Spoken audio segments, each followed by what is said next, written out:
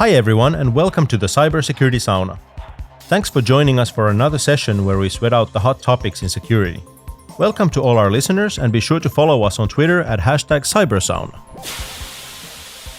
The role of a Chief Information Security Officer demands technical knowledge, but it also requires soft skills of leading and influencing, especially over the past year as cybersecurity has grown in visibility for companies. Today I'm joined by two CISOs, Erka Koivunen of F-Secure and Chani, co-founder and managing director of Meta Defense Labs and founder of SHe CISO Exec community. We're going to be talking about communicating with stakeholders, boards, the business, employees and security team to effectively address risks and promote a culture of security at every level. Welcome to you both. Hi, thanks. Thanks, Janne, for having us. So can you tell us a little bit about yourselves and your CISO role, Chani? So apart from being the managing director of Meta Defense Labs and SHe CISO is a volunteer work that I do. My day-to-day tasks involves being a virtual CISO and a DPO for SMEs. I'm currently looking after about 10 clients who I'm the virtual CISO and DPO to. I'm also a cybersecurity consultant. I'm also an ISO 27000 auditor, so I conduct ISO 27000 gap assessments, implementation projects, and I also get heavily involved in Cyber Essentials, the UK government-funded framework. I've been an assessor for about 3 to 4 years now, Cyber Essentials. I'm also an assessor for ISME frameworks. I do audits, I help them implement. And I also train and mentor a lot of people in the industry as well as my team. I have to say, that sounds like the perfect, complete package for a CISO. It helps me a lot. Erka, tell us a little bit about yourself. Nothing as impressive, I can guarantee that. So I've been working with F-Secure a bit over 5 years now, and 4 out of those I have been the CISO for the company. And prior to F-Secure, I worked for 10 years in Finnish government in the national CERT as the head of the CERT computer emergency response team in Finland. Before that, I was working for a telecommunications provider as a head of their CERT functionality. So I've been on the kind of darker side of information security through my whole professional career. Not in the sense of doing any offensive, but the dark in the sense of seeing and meeting organizations and people who have been hit hard with security incidents. So I've been helping them to recover. And now I'm doing mostly admin stuff. Now I'm trying to convince our shareholders and the board and the executives that everything is pretty fine, actually. And with a bit additional investment, things are going to be even better. So I need to kind of adjust a bit from the kind of a negative side of me, which says that everything is going to be rotten, to the place where I can confidently say that things are actually improving. But this is actually what I love about security, is that like we get people from very different backgrounds doing the same thing. And I think that everybody brings their sort of unique point of view to what we're trying to accomplish here. You were saying that my profile was impressive, but yours is the same because that's the experience I don't have. So I come from most of prevention and getting your IT right. What do you do when it happens, kind of? Yeah, only kind of burning remains present. Yes. Last year changed a lot of things, like with the remote working and everything like that. Has it changed the role of cybersecurity, do you think? From my point of view, anybody who approached this work by being a naysayer, by being the kind of a preventer of nice things, they probably have been sacked already. So every organization who all of a sudden had to enter remote working mode, they had to start opening up, going to zero trust models and accepting that people carry laptops and material at home. And if the CISO tried to prevent the business from doing that, they probably were getting in the way of business. Does that match your experience, Chani? Yeah, I agree with Erka. I mean, any security person who complains about, okay, we can't do this, this is the only way, my way or highway pretty much approach, is not helping, because you need to be the enabler. You can't be the security police says, oh, you can't do this, we can't do that. You have to be the enabler. So you need to look at where the business is heading. How can the business continue in a disaster or a pandemic situation? And then try and find options that can work for the business. It's looking at what you have, looking at the resources, and then finding solutions to kind of let the business continue, because that's what our job is, business continuity. And definitely there is no security that would be kind of on or off. There are many aspects of security and many ways and many places in the timeline even where and how you can provide security. So instead of flat out denying the company from adopting more agile and flexible technology, you can steer the business owners to thinking that what if you let go of this security control? Can you then make up for the omission later on in the life cycle of that threat? But that's then no longer a technical conversation. And there was a recent study F-Secure conducted that showed that emotional intelligence is increasingly important for CISOs in communicating with stakeholders, and that the idea of that purely technical role of a CISO is sort of becoming obsolete. Does that match what you're seeing? Yeah, let me give you a bit of background about that.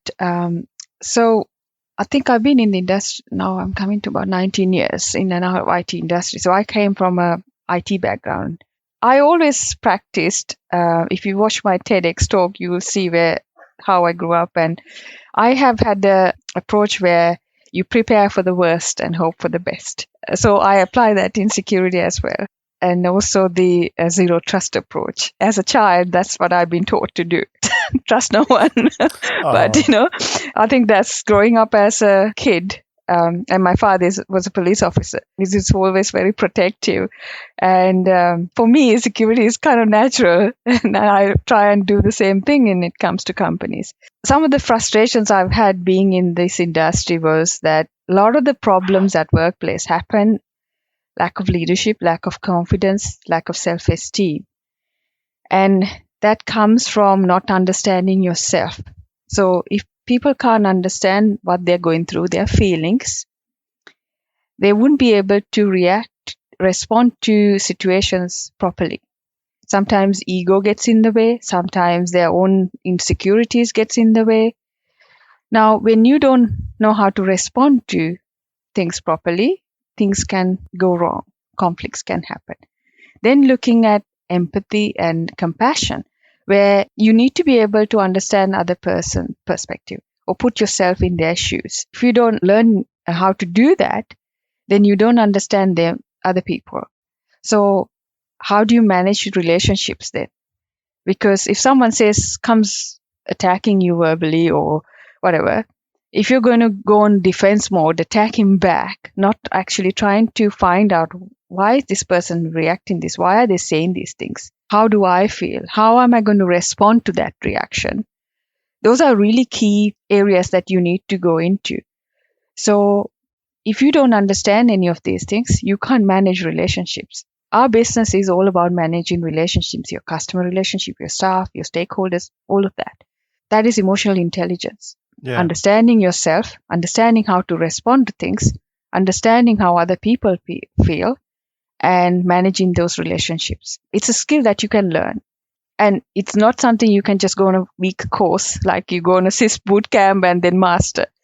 It's a lifetime. Some people get that naturally, some people don't. So I felt this in my career. I was bullied at work. I was being treated differently. I've had people telling me names, calling me names. That's because they don't understand me sometimes. So I felt that we need not just cybersecurity professionals. We need emotionally intelligent cybersecurity leaders. That's why I go on about this all the time. In school, my minor actually was work psychology and leadership. It actually helped me understand how organizations work, how people as part of the organization either function or don't function? And what is it that I could or my team could help the organization to improve so that the commitment across all the levels of the organization to security goals improves. And it certainly helped me to tailor my communication so that I can be better understood. I can't expect to go to a business leader to tell about a technical threat or a vulnerability or some configuration error and to be expected that they inherently understand that this is important to begin with or what to do with that. So I need to translate that into what does it mean for them, and if I request something from them, how does it actually pay, that the investment pays back in the future. So that type of a walking in somebody else's shoes kind of a approach is what is being required. Still, somehow we call these soft skills like they're somehow less important than the hard technical skills. And I'm not sure if that's fair. They are the ones that actually make you effective. Make you a leader as well. And I think every security professional should think of them as a leader, because you have to convince the board, you have to convince your teams that there is a threat, there is a risk, and we need to look at things. So if you're not heard, then, there's a problem with your communication then, right? So leadership comes with a lot of soft skills, communication and assertive communication as well. And also the way you communicate, the tone, the context of things also really matters. So those things you can't master easily. And if you look at a neurodiverse person, for example, their brain works different ways. So they might be really good at understanding a threat and looking at a stream of logs and then finding anomalies and things like that, or really good at hacking, but they may not be good at talking to people. So how do you now bridge that gap? So the leaders who are managing them, or the people who are working with them, needs to understand each other. And that person also needs to find ways of bridging that gap, where if you can't talk properly when it comes to explaining things, then you find someone in your team. I call it the complementary buddies. If you have a skill where you're not really good at, you find a buddy who can complement that weakness, right? And help you. It's the same with my teams, where we first start with SWOT analysis, for example. We will find out what our weaknesses, what our strengths, and then we find people who can help each other. So that's collaborating. There are a lot of CISOs in the industry. We think, oh, let's go and get this technical knowledge. Technical knowledge, you can just go on a weekly course, do some work, and then you can be expert within months. Whereas soft skills, it's not easy. You have to develop over time. So I think soft skills are really important in terms of managing relationships. Security is not just technology, it's people, process, technology. If I made you sort of short list, like what are the most important, like emotional intelligence related skills that a CISO needs, what would that list be? Like what are the key things? For me, I'm not just saying these are important. This is my struggle in life, things I've had to go through. If people knew me 10, 15 years ago, they wouldn't know me who I am, because I was completely different, insecure, lacked confidence, doubted myself, and will go and confuse the hell out of people because my communication skills were not that good. So emotional intelligence was one of the key things that I helped in my life. Then the assertive communication skills that really help. And then being a leader. Now, to be a leader, you can't just go and boss around people. That's not being a leader. You need to start within. So if you're not confident, you can't go and tell people to be confident. So you have to find yourself, you first, and then kind of develop that approach. So your self-esteem, confidence, all matters, and values, your principles, they really help you in terms of making decisions. So a lot of things I had to consider, how could I be a better leader? How could I be a better person than I was before? And that's how I looked into a lot of leadership skills, communication skills, emotional intelligence. So to sum it up, those would be the three things I would say are really important. Makes sense. Erka, what does your shortlist look like? Well, I guess I can boil it down to one topic, which I believe I have been getting better. Being less egoistical helps. Like 15 years ago, it was quite a lot about me being the best around the house and understanding the threats, the technology, the solutions the best, and then telling everybody else just follow my lead. Now I try to put myself in the background as much as possible, and whenever I need to go to speak to troops or write something with my name, this is for the team and for the benefit of the company and the organization as a whole, rather than me being on an ego trip. All right. Well, what about the other side of the communication? Is the audience listening? Like now that like business leaders and boards are generally starting to recognize the importance of cybersecurity, is it now easier to get them to understand and approve investments that need to be made and sort of the initiatives that need to happen? First of all, you can't order anybody to just be interested. The board and the executives, they need to understand why is it that they would need to pay attention to security. So there's a great difference in being a leader who knows that this is a tick box thingy, that you have to ask cybersecurity related questions, act as if you would be listening to answers and then move on without learning anything. And then there are, lately I've seen extremely positive signs of the boards and the executives actually wanting to understand and wanting to do something to improve security. Possibly it is due to the improved understanding that there might be negative consequences. So the board members, they might even risk personal liabilities if they fail to properly risk assess the state of the company. And CEOs might find that either they get fired or the company will suffer from their actions, or most oftentimes inactions. A decision not being made is a decision in actuality. I would like to add something to that. Firstly, the ego. I think ego is a big relationship killer. Again, that comes because of sometimes problems within us. And then when someone says we take it wrong, and then the ego kicks in, and then I'll show you. A different yeah. Yes, exactly. So it's nice to have a little bit of ego, but I think you need to be able to identify when you're making decisions. Is it my ego making the decision on something else? So I think you have to justify with facts rather than just saying, oh, this is what I feel I want to do. And I've had a lot of people who wants to do that. It's like, you propose a solution and then first thing, I don't like it. Why you don't like it? So there should be facts and justification around that. Even when my team comes up with saying certain things, if you're criticizing something, come back with constructive criticism. Tell us why you don't like it, and tell us how you think it should be fixed, rather than just saying, no, I don't like it. So that's not very helpful to the business. Well, that's the thing. It's not just about the CISO's ego. It's also about the people you're talking to. It's about the board members or management groups or whatever. So how do you talk to these people without making it about the ego? Now, when you're a CISO, you need to look at understanding your business. That's really important. What is the business doing and where it's planning to go? And then you need to look at the leaders. Who owns the business? What are their expectations? What are they trying to achieve? And what their personality is like? You need to get to know these people.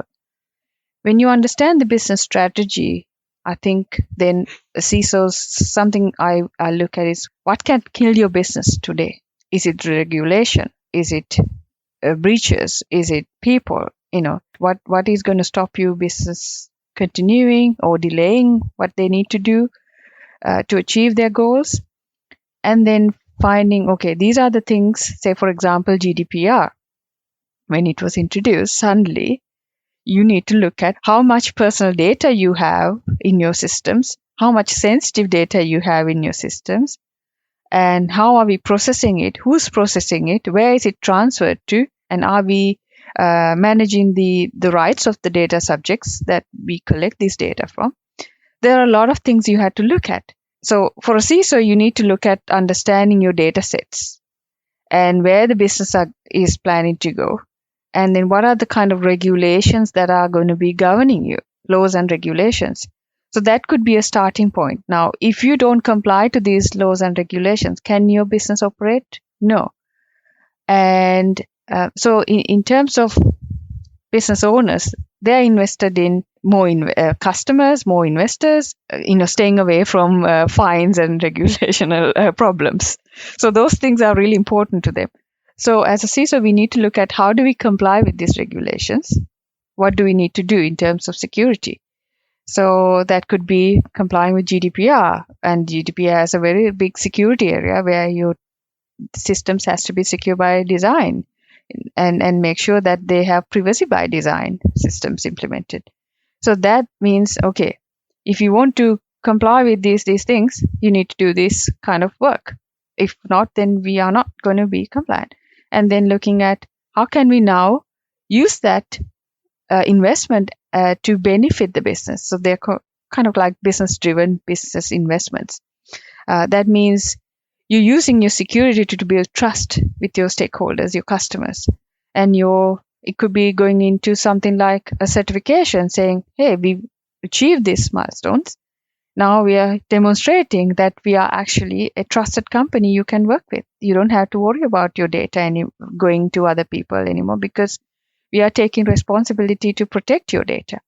So giving that trust to your stakeholders, and investors or business owners like this approach. I mostly have experience in working with our own board, and the chairman of the board is the company founder, an entrepreneur who has cybersecurity at heart.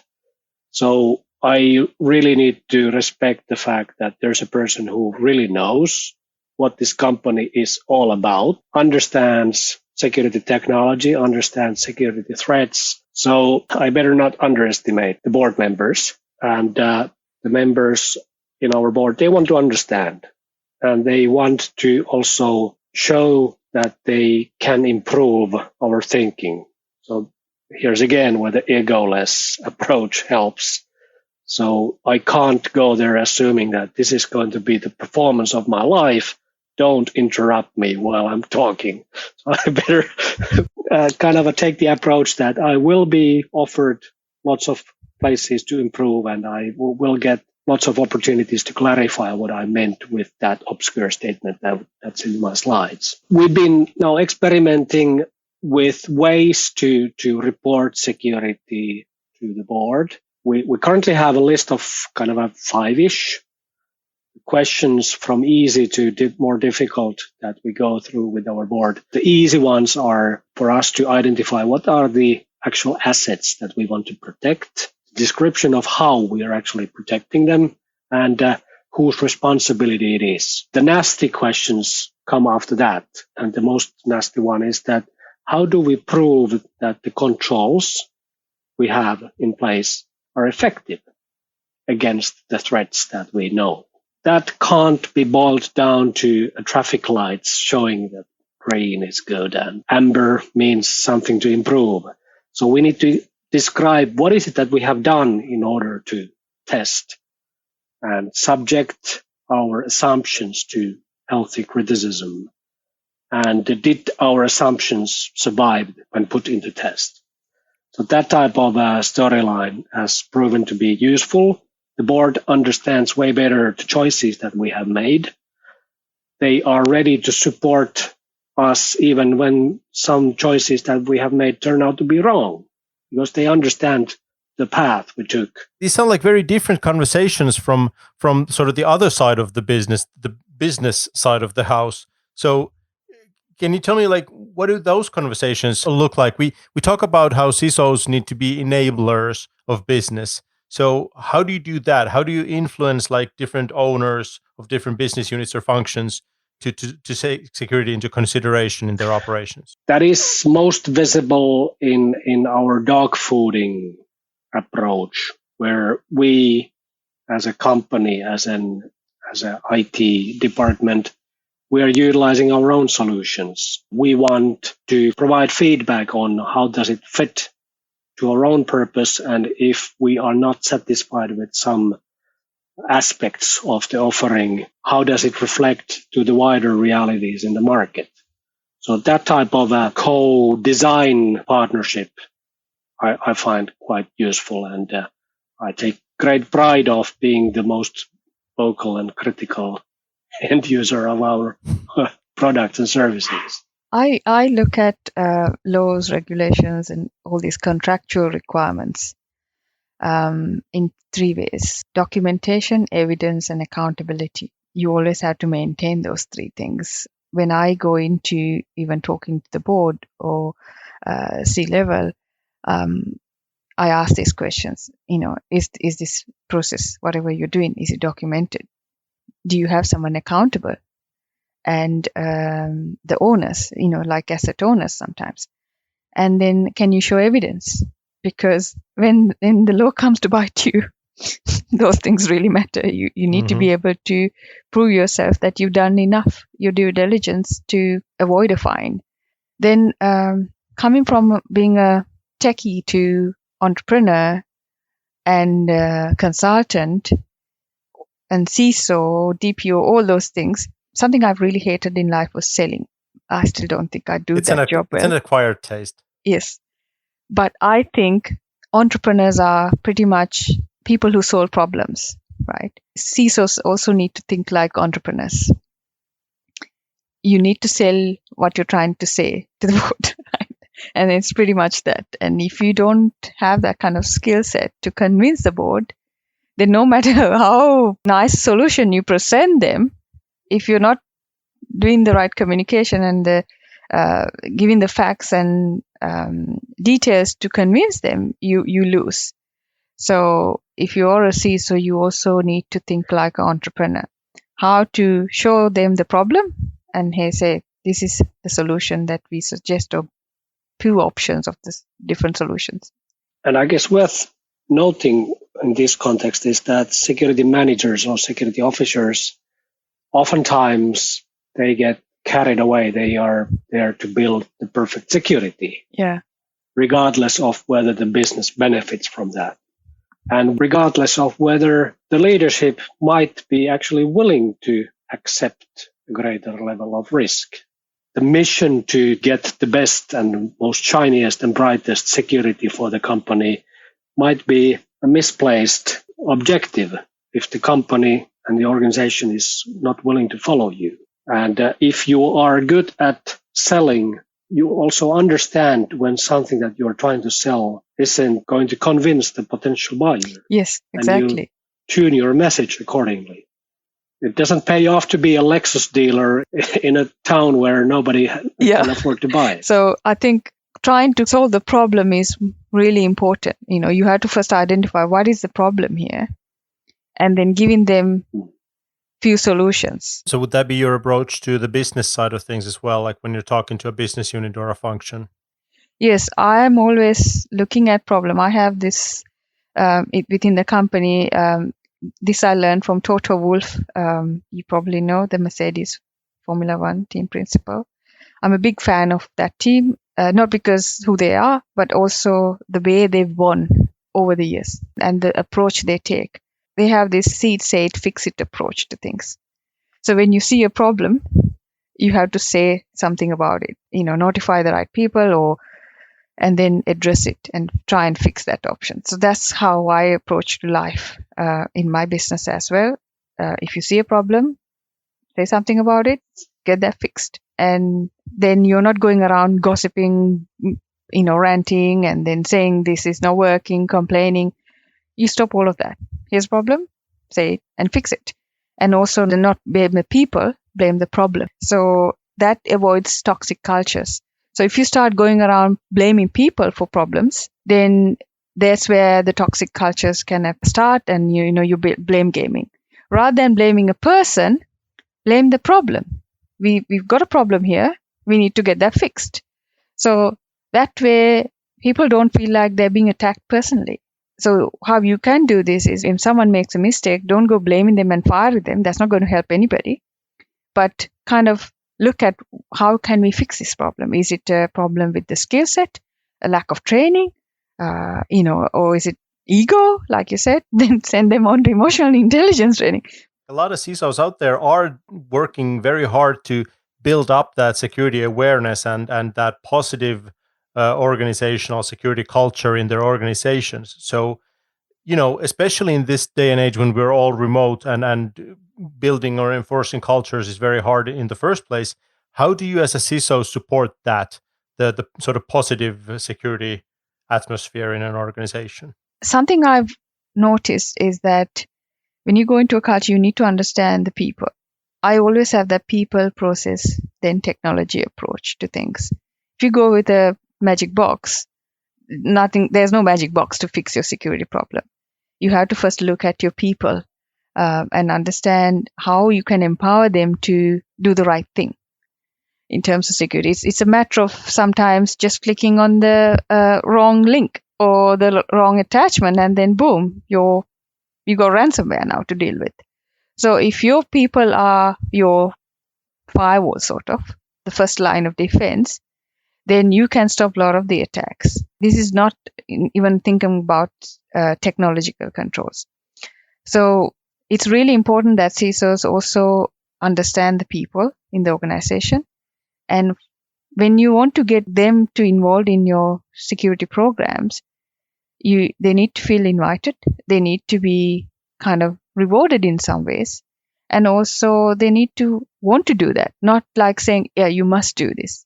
People, if you give rules, people are really good at breaking rules. So you need to have that buy-in from the whole organization. And then also simplify things. Because we're very good at confusing, because we are techies. That's what we know sometimes. And we will go with our fancy security words, and people are like, you're on a different planet. I don't understand you, right? I mean, I was doing a talk the other day. I was talking about patching. And then this lady from the audience came back and asking, what is patching?